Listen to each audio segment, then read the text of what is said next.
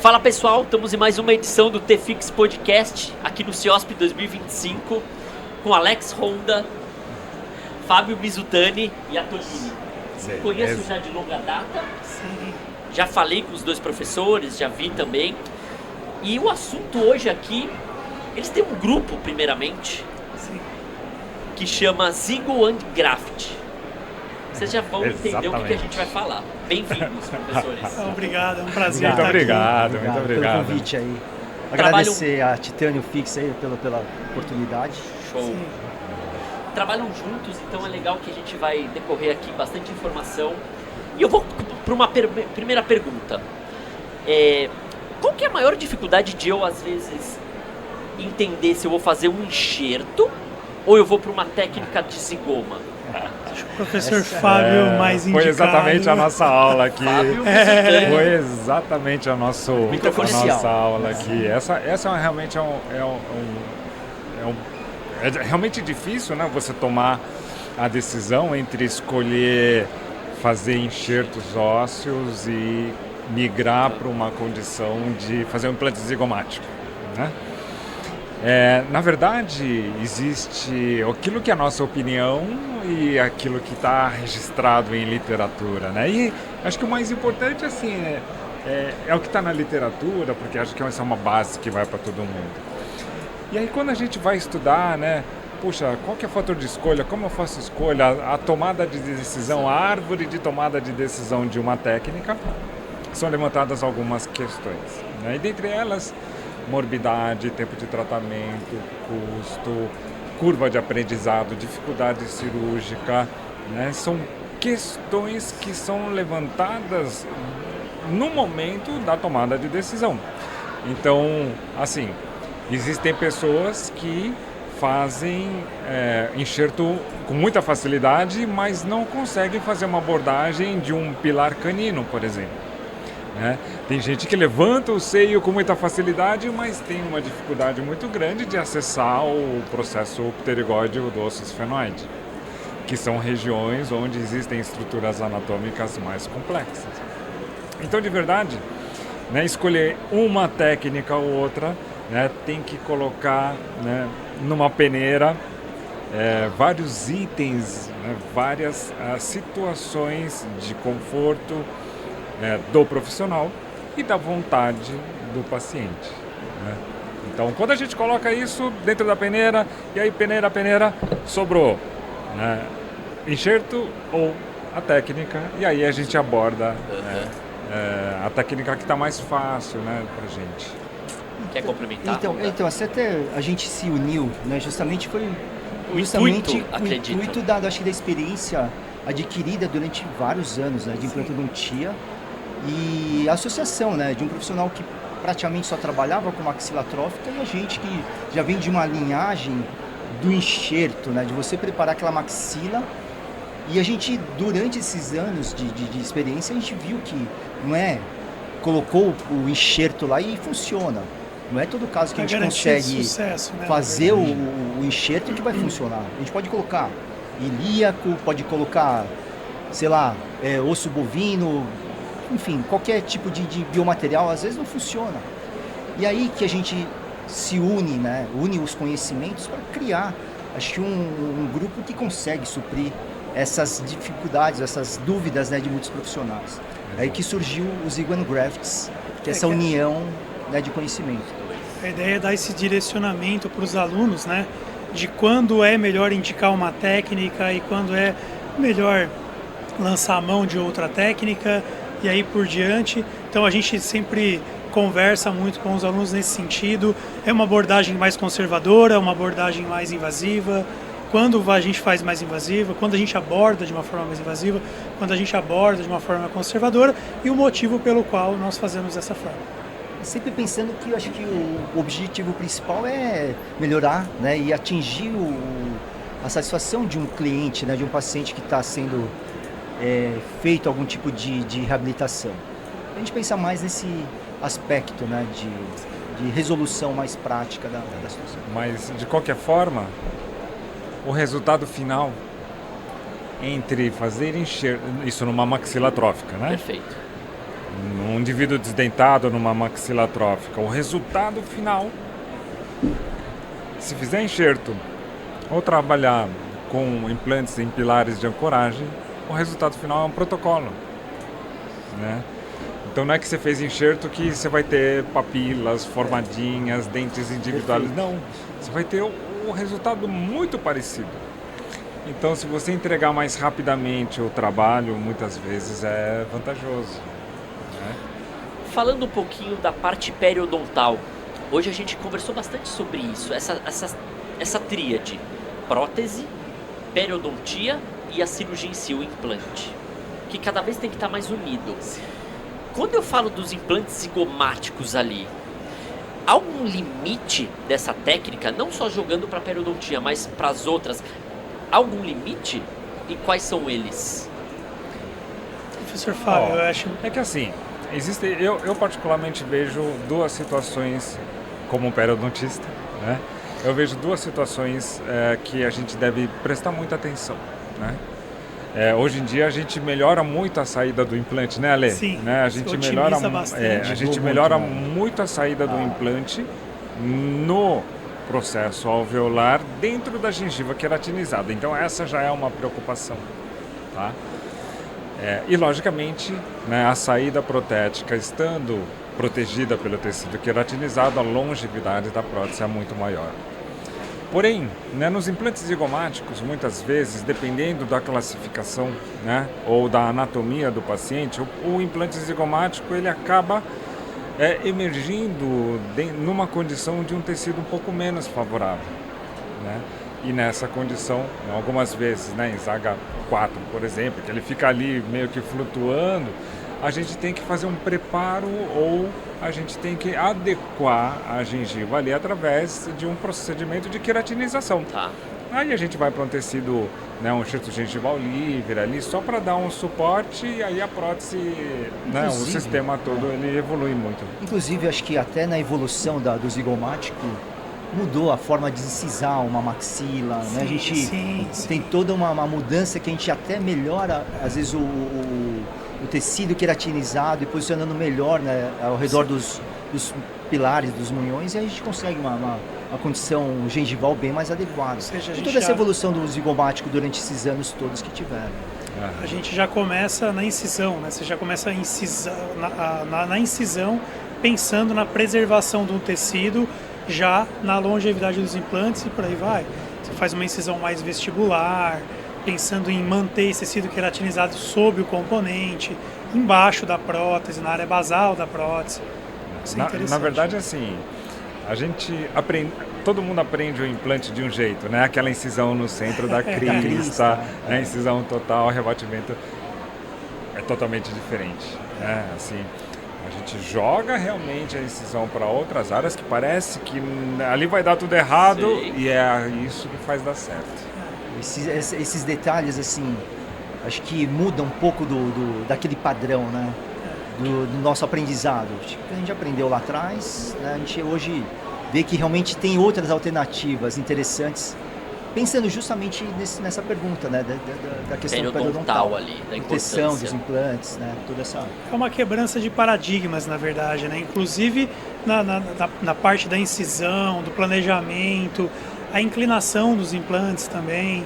Então é uma quebrança, assim, é uma mudança de paradigmas mesmo em todos os sentidos. A gente tem que começar a olhar com outros olhos para alguma coisa que a gente nota. A gente fala sempre que nós notamos entre os alunos, né? Os alunos têm aquela dificuldade de inclinar os implantes, justamente nas técnicas de ancoragem, justamente porque nós aprendemos, né? Desde a graduação até a especialização, que os implantes têm que ser paralelo, que a incisão, que nem o professor Fábio falou, tem que ser linear na crista. Então tudo isso a gente vai mudando esses paradigmas, modificando para otimizar o resultado final. E a gente realmente vê, né, que tudo que a gente tem proposto tem feito muito sentido, né? Sim.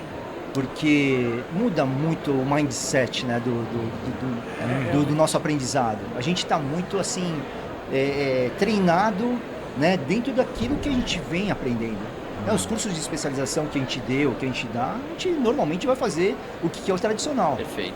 Um curso, quando a gente dá um curso de uma cirurgia avançada, mais avançada, talvez tem diferenças que justificam, de repente, até o porquê do curso. Né? Não é só simplesmente olhar hoje uma internet e achar que é tudo igual. Né? Tem todo o fundamento que a gente consegue passar no nosso curso. Exato. Né? Vamos trazer um pouco da classificação. A gente consegue explicar aqui um pouquinho a classificação de posicionamento do implante zigomático? Sim, conseguimos. Quantas? Tem uma classificação ou não? Sim, existe 2 tipos de classificação. Primeiro em questão se o implante está mais exteriorizado ao seio, em relação ao seio, ou menos exteriorizado em relação ao seio. Começamos lá no professor Branemark. Primeiro foi quem inventou o implante, né? Quem estudou e entendeu a questão do implante, desenvolveu os implantes intraorais. Ele lançou o implante zigomático primeiro, e a técnica dele passava por um implante inteiro praticamente dentro do seio. Então a imersão protética desse implante era mais palatina, tá? Aí veio Stella, um pouco depois, uns anos depois, e pensou assim, eu posso trazer um pouco mais anterior esse implante, ou um pouco mais para fora do seio esse implante. Então a técnica de Stella consiste em fazer uma canaleta conectando esse seio e aquela cortical exterior ao seio da maxila, e instala-se o implante ali, afasta a membrana e tal.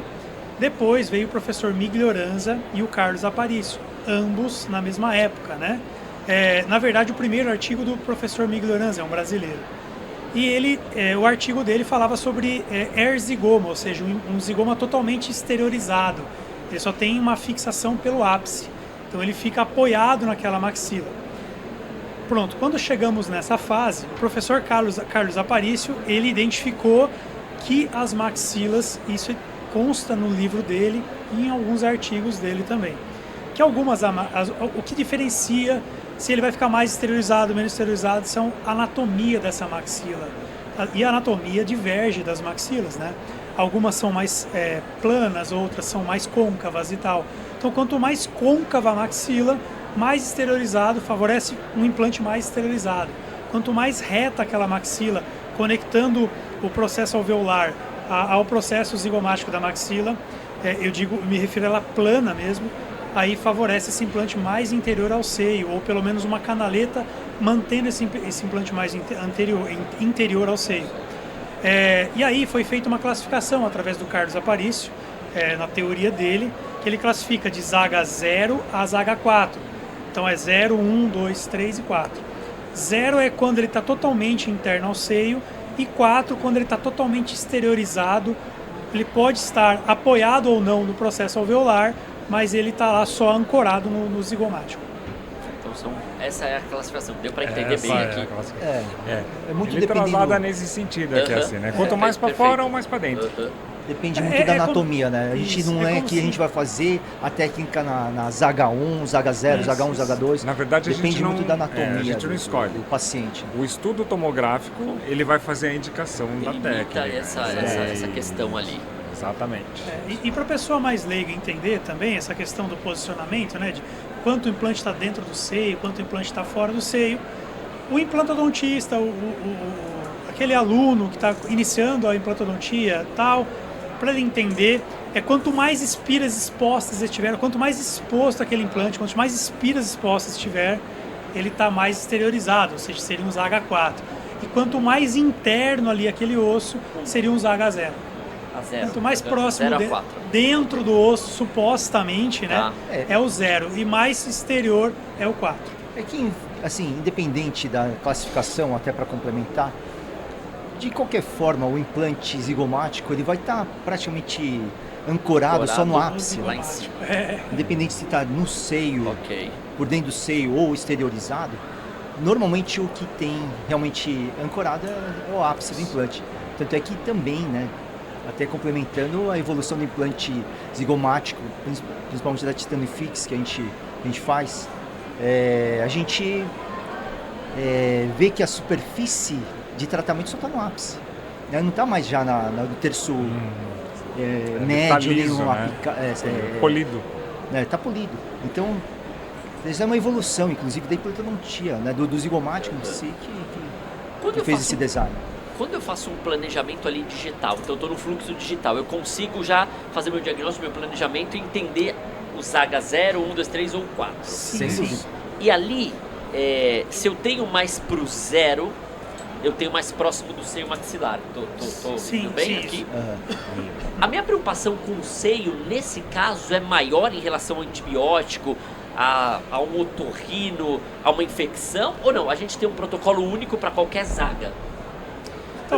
Sim. Hoje em dia, né, a morfologia assim, por exemplo, não sei se você já chegou a ver, a Titanium Fix tem 2 tipos de implante zigomático. Longos, tem um que expira até inteirinho de expira e tratamento de superfície, e tem outro que o implante, né, as zonas de rosca estão no ápice e o corpo inteiro é liso e polido, né? O corpo liso e polido, ele é mais fator de escolha, então, convidativo para você colocar ele por dentro do implante, né? Mas também ele serve para você deixar ele exteriorizado, porque é em contato com os tecidos moles, né? Com a superfície lisa ele funciona melhor. Então, na verdade, ele representa a evolução daquele outro primeiro implante zigomático, né? Mas de verdade, o que é temerário, né, para todos os profissionais, e o que é um campo de discussão, e a gente já participou, né, Ale, de discussão ali, o implante dentro do seio, é um corpo estranho dentro do seio maxilar, né? Não transcirurgicamente, não no momento da cirúrgica, mas no longo prazo, aquilo ele pode ser realmente um meio de cultura, enfim. E aí é quem faz os enxertos, né, que colocam isso realmente em dúvida, né? Os mais céticos em enxertos, eles colocam em dúvida a questão de ter um implante ali dentro do seio maxilar como meio de cultura bacteriana, enfim. Mas os estudos longitudinais nos mostram, né, que o sucesso é grande, assim, sabe? E que esses fatores eles não correm com essa natureza, né, conforme o medo que o indivíduo tem, ou que alguns colegas têm com relação a essa questão do implante lá dentro do seio maxilar. Quer complementar, Honda? Assim, acho que eu vejo, né, assim, no design, né, no desenho da Titanium Fix uma situação mais inteligente no entendimento, porque realmente acho que o implante, se tem uma condição talvez perimplantar desfavorável, se você tem o tratamento da superfície total, eu acho que é um motivo a mais para se preocupar. Acho que de uma perimplantite e contaminando o seio, né? Se você estiver dentro do seio. Acho que se estiver liso, acho que você tem uma condição menos propícia, né, a desenvolvimento de uma patologia intracinusal. A gente falou isso ali até, né? Até alguma casuística, alguma porcentagem de outras questões em relação ao seio, acho que de elevação de seio. Na verdade, assim, tem um artigo da OSMS, tem um estudo da OSMS, na verdade não é um artigo, é um estudo da Organização Mundial de Saúde, que diz que 2,3% da sociedade, das pessoas do mundo, tem ou vão ter, vão despertar, né, uma sinusite ao longo da vida. E se você pegar na literatura, que a literatura do zigomático, por exemplo, ela pode variar. Porque eu posso fazer, a maioria dos meus pacientes, por exemplo, são implantes exteriorizados, então ela pode mudar. A maioria dos meus pacientes são assim, mais dentro do seio, ou seja, um implante mais interno ao seio, pode mudar também. Então, ela pode estar mais ali pronto para despertar aquela sinusite e tal. Então, na literatura dos zigomáticos, da OMS, é 2,3% da humanidade, né? Se você pegar dos implantes zigomáticos, gira em torno de 3, 4% das pessoas que instalam implantes zigomáticos que vêm a despertar uma sinusite ou vêm a ter sinusite ao longo da sua vida. Então, se você comparar 2,3 para 4, 3, enfim, como eu disse, pode divergir um pouco, está próximo. Na verdade, nós não conseguimos afirmar que de fato os implantes causam a sinusite, ou se eles despertam a sinusite de uma pessoa que possivelmente teria ela ao longo da vida. Então, acho que dentro da nossa casuística, eu não tenho nenhum caso de zero de nós não temos nenhum caso de... Acho que somando todos os nossos casos, aí eu não tenho... Até inclusive nós tivemos um caso interessante, que eu vou até relembrar o Honda que esteve comigo, o Alexis. Nós estivemos em Vila Velha, né? Nós operamos uma paciente lá. Excelente. Que o profissional anterior, nós fizemos um retrabalho. O profissional anterior colocou os implantes na paciente e os implantes foram parar dentro do seio. Eram 3 implantes dentro do seio. 3 implantes dentro do seio. De um lado eram 2 e o outro lado era um sozinho. Nós abrimos aquele seio para remover aqueles implantes. Aquilo estava terrível, assim, mas terrível mesmo, tá? E nós de 10, 11, 13 isso, okay. Tradicionais. Não sei como foi feito, se foi feito um enxerto, um levantamento e aí entrou no seio. Né? O que eu posso dizer aqui daquela cirurgia é que aquele seio estava extremamente contaminado. Foi até. Né? E aí nós removemos, limpamos aquilo, curetamos e tal, e nós fizemos implantes zigomáticos, que era a única alternativa que nós tínhamos para aquele caso, né? Colocamos também 2 implantes pterigoides naquela paciente, era uma mulher, e ela, assim, sucesso até hoje, não teve não voltou a ter uma intercorrência com sinusite. Entendeu? Então até a própria intervenção do zigomático indiretamente talvez curou a sinusite dessa pessoa. Exatamente, porque nós tiramos aquele corpo estranho que de fato estava lá dentro daquele seio, né?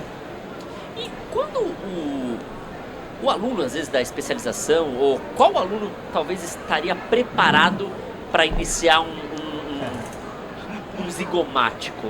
Ou de repente numa atualização já chega ali, separa esse zigomático aqui, porque esse daqui é meu. Tem alguma curva de aprendizado, assim? Deve ter ou não? Eu tive até uma situação no curso de especialização que a gente tem lá na BO, Filial Leste. E aí, às vezes aparece um caso, acho que até o Renato falou com você desse caso, né? Não chegou a falar. Então, aí ele queria que eu fizesse uma cirurgia demonstrativa lá, né? Mas será que é realmente interessante o momento da gente, né, na especialização, onde eles estão aprendendo o básico, lógico, um pouco mais avançado, mas será que a gente já consegue colocar o zigomático já? Eu falei assim, na minha opinião, eu acho assim, é um curso que precisa ser visto com carinho, independente, acho que, da habilidade da pessoa, né? Eu acho que isso é uma evolução, realmente, eu acho que de uma habilidade cirúrgica. Porém, eu acho que tem que ter um tempo certo, né, de implantodontia para você estar... né? O que eu acho que assim, para responder essa pergunta, acho que a gente podia falar em 2 minutinhos sobre uma coisa chamada complicações trans e pós-cirúrgicas. Se a gente falar um pouquinho sobre isso, aí você vai responder a sua pergunta, né? Talvez regular. Não, mas então, assim, o cara novo, né, ele vai fazer a instrumentação no rebordo, no processo alveolar, né, para uma implantação convencional. O cara novo não, né? Assim, o implantodontista, perfeito, de forma, né, natural, e a pessoa da especialização, ele se atém ao rebordo maxilar. Já quem procura o curso avançado vai começar a instrumentar regiões muito próximas à cavidade orbitária, próximo à fossa aptérigo-maxilar, onde tem um processo neurovascular ali bastante importante, que se você rompe ou adentra essas regiões de forma acidental, você provoca diplopia, você pode provocar visão dupla, quadros hemorrágicos, né? Importantes, de difícil cessação. Então,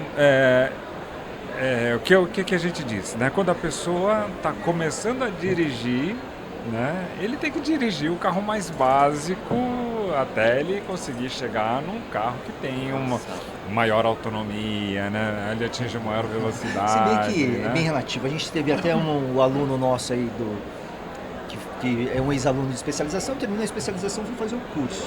Sim. O Júnior, mas né? sim, ele é super bom, mas cara. não é o... assim, que é um cara que... então, mas o que eu estou querendo dizer assim, não é um tempo de implantodontista, e sim a habilidade da pessoa, né? Que isso é uma condição muito particular. A gente teve aluno, né, que ao final do curso, aluno falou assim: professor, eu adorei o curso, mas eu descobri que não é para mim. Né? A gente, não sei se... Acontece. A pessoa fala assim, não é para mim. Tanto no curso de enxerto quanto no curso de zigoma. Né? Mas eu acho que é interessante esse ponto, Fábio, que você citou aí, que também, eu acho que eu gostaria de complementar uma parte desse... Eu acredito assim, que o aluno até poderia sair da especialização ou sair de uma atualização, que seja, e até fazer o curso, mas com um objetivo diferente. Que nem você mesmo citou, de alunos que muitas vezes terminam o curso e dizem, não é para mim.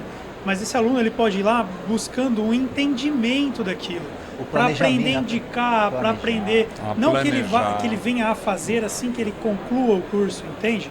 Mas que ele venha pelo menos a entender como indicar, o porquê indicar, quando indicar, que eu acho isso é válido para esses alunos, entende? Quando é enxerto, quando é zigomático, ancoragem. Exatamente.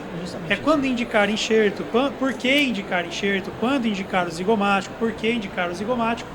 Porque o que acontece muitas vezes, a gente recebe os pacientes no consultório desacreditados, né? Então eles passam de vários profissionais e o profissional fala um monte de coisa, o seu caso não tem solução, teu caso não sei o quê, teu caso...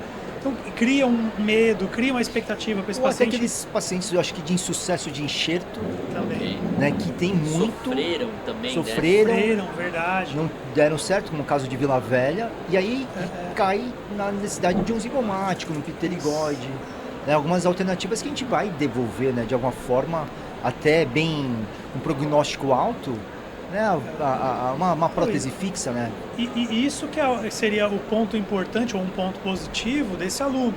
Esse aluno ele já vai introspectar ou entender, pelo menos, de que é importante ele ter essa ideia, esse conhecimento e entender essa filosofia de trabalho também. Acho que isso ajuda, tá? Mas não que ele vá fazer essa cirurgia logo após o término do curso. Quando eu falo de zigomático, eu falo de carga imediata, 100%? Não é 100%. Não é 100%. Não é 100%. Mas... Eu diria que... Posso desculpa, só fazer um momento. Eu diria que o objetivo, sim, seria buscar a carga imediata. Mas nós não trabalhamos assim, com a faca nos dentes para buscar isso. A gente deixa as coisas acontecerem. Se caso não tiver que ser, nós entendemos que não vai ser e nós respeitamos a natureza. Mas o movimento de planejamento e o preparo é para isso aí, sim. É para a gente tentar buscar a carga imediata. Quanto tempo a gente está aqui fazendo zigomático? Vocês podem, sei lá, em 5 anos, 10 anos, vocês, assim, quanto tempo vocês têm a expertise do zigomático? Fábio e o Alex têm muito mais tempo. Desde 2004 que a gente começou, né, Alex? Vamos botar 15 anos, vai, aqui uma mescla, aqui. É que eu acho que veio assim, o zigomático teve fase. É que ele mudou pra caramba, sim, né? Sim. Então, a gente começou lá atrás, mas a gente viu a complexidade do zigomático lá atrás. A gente recuou.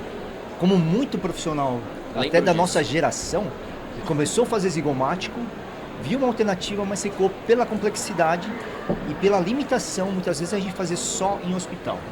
E até uma opinião minha e do Fábio, operar em hospital, no zigomático, eu não tenho muito aquela ergonomia de trabalho de uma situação, por exemplo, que passava por dentro do seio o implante e você atingir o seu ponto de eleição. E imagina numa situação que você não tem a visualização adequada, você desviar um pouco a broca, você atingir a cavidade orbitária.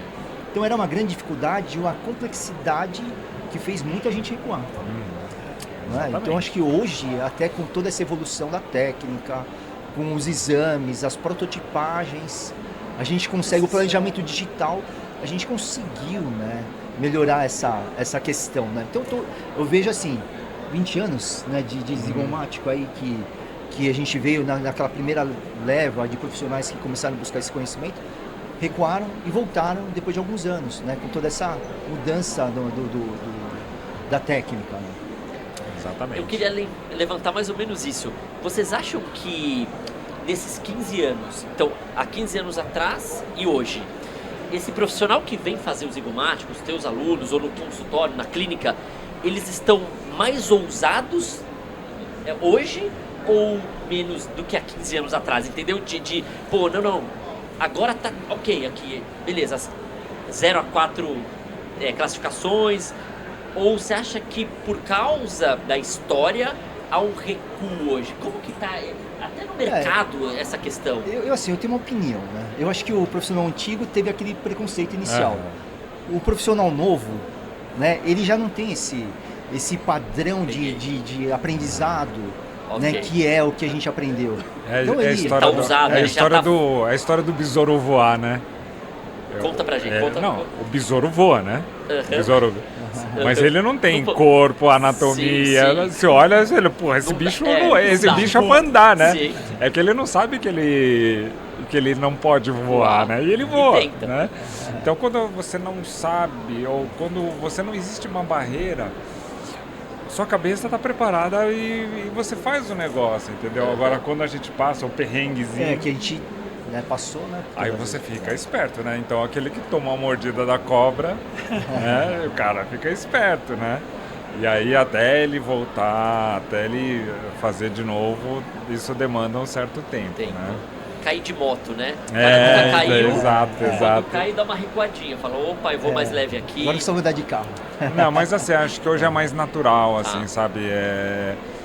E outra coisa, né? Existe o trend, né? A tendência, né? Então a própria mídia ela vai criando as tendências. Lógico que não é a mídia que cria a tendência da atividade clínica, mas ela acompanha, né? Ela acompanha perfeitamente, né? Ela está totalmente relacionada. Então as tendências vão acontecendo e aí as pessoas vão se identificando, outros não, né? Mas assim, de verdade, fato é que são movimentos de tendência e aquela coisa cíclica, né? Uma hora é uma coisa que está em alta, depois isso cai, aí vai e volta, né? Então, o interessante é a gente estar sempre olhando na frente, né? Se você olha na frente, você sabe... Queria complementar o que o professor Fábio e o professor Alex falou, dizendo que também, como ele falou das mídias, né? Uma popularização, assim, do assunto, entende? Que nem, vou dar um exemplo mais antigo, né? O que ajudou nós, implantodontistas, lá no passado? É aquela história do INBRA, né? O INBRA fazer propaganda na TV e tal. Então, para os pacientes, ele desmistificou o implante, certo? E aí, o que acontece hoje, ao meu ver também, além do assunto do Fábio e do Alex, a observação deles, é que também os profissionais que fazem movimentam mídias, né, com assunto voltado para implante zigomático, implante longo, maxilatrófico, ou seja, que abordam esses assuntos, colaboram de alguma forma para que também esse assunto venha à tona e fique em alta, né? Certo. E aí as pessoas olham para aquilo e se sentem até confiantes muitas vezes em fazer. Acredito que também isso faça parte da situação. Eu acho que existe uma desmistificação também ultimamente, né? Exatamente. Tudo que está acontecendo, esse movimento do zigomático, nessa, de repente, rede social hoje mostra muito, né, isso. E a gente, né, hoje os alunos de um tempão atrás vêm perguntar sobre o curso, né? Porque no CIOSP mesmo, alguns já me perguntaram, e aí o curso tal, não sei o que, de zigomático, Isso é bom. Né? Que eu acho que mostra, né, a nossa formação mais antiga, mais convencional, migrando agora, né, para fazer uma coisa assim que antes era preconceito, hoje é uma realidade. E sabe outra coisa também? A questão também é que eu acho que nós vamos afunilando, entende? Porque assim, pensa comigo, os casos mais simples, né, as pessoas os profissionais, os implantodontistas vão reabilitando e vão resolvendo, E aí vai ficando os casos mais complexos, né? E não tem o que fazer. E esses casos vão ficando, e vão ficando, e vão ficando. Então, as pessoas já perceberam que no consultório aparecem muitos casos desses complexos e elas sentem essa necessidade de buscar entender como tratar esses casos, entende? Por isso, isso explica o movimento desses alunos que entram no curso e, de repente, eles entendem ao final do curso que eles gostam, eles entendem como indicar, pelo menos, mas eles entendem assim, não, isso não é para mim, isso não é para mim, não é o que eu imaginava, uma coisa e a outra, né? Por outro lado, tem aluno nosso, né, que a gente acaba o curso no sábado, na segunda-feira ou terça, né? Ele botou no grupo ali foto dele operando. Ele fala assim, colocando em prática aquilo que a gente aprendeu. Você fala, putz, né? E É muito assim, legal acho que isso, até né? complementando, né? Esse curso em específico foi um curso teórico, hands-on e demonstrativo de uma cirurgia ao vivo. A gente não deu esse curso clínico, né? O cara operando. Mas acho que o curso é tão rico, né, nos detalhes e tão assim completo que encoraja muito dos alunos a querer, até a praticar no consultório. Sim, se né? sentem aptos, de fato.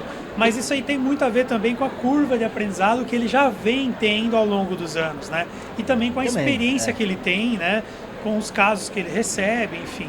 Acho que tem tudo é uma somatória, né? Mas é interessante, isso dá orgulho pra gente de ver que esses alunos, eles fazem o curso e aquilo é importante e botam em prática aquilo na semana seguinte, nos dias depois. Isso é bem legal, muito isso legal. é interessante, Fico é bem feliz legal. também.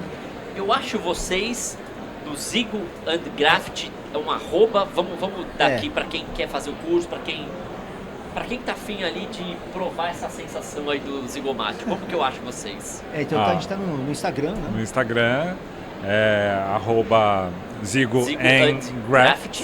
Ok. Né? Zigo underline and underline grafts. Grafts, ok. Acha a gente. Zigo com Y, tá? O Zigo com não é Y. I, é Y. É, com né? Y, Zigo com com Y. Y. E é isso. Ou Por no lá nosso- nós na compartilhamos, nossa né? rede. Conhecimento. Através da nossa também. rede também, Alex Honda. Alexis Honda, Fábio Mizutani. E doutora Tolini, a gente consegue, lá nós divulgamos, Orientar. nós orientamos, a gente posta muito conteúdo nesse sentido, né? Voltado para esse tipo de público mesmo. O meu Instagram, o do professor Fábio, o professor Alex, é voltado pro profissional da área da saúde mesmo. Então isso é interessante que a gente vem e tem o do Zigo para complementar para nós. Ótimo. qualquer lugar a gente é achado. Quero agradecer vocês. Passa rápido, né? Passa Eu queria rápido. ficar mais uma hora Muito aqui. rápido, é verdade. Obrigado, valeu.